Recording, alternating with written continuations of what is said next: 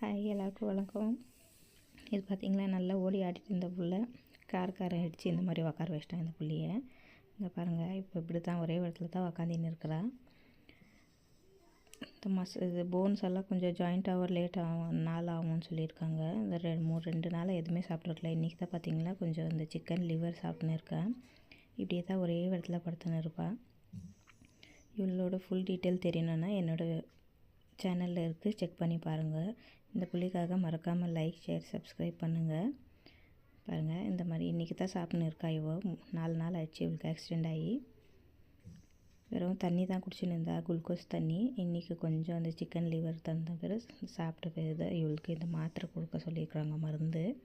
இது போனுக்கு அப்புறம் கால்சியம்காக கொடுக்க சொல்லியிருந்தாங்க. இப்போ அவன் ஒரே இடத்துல படுத்துன்னு எல்லாரையும் பார்த்துன்னு இருக்கா. இல்லைன்னா கொஞ்சம் நேரம் கூட ஒரு இடத்துல உட்கார மாட்டான்.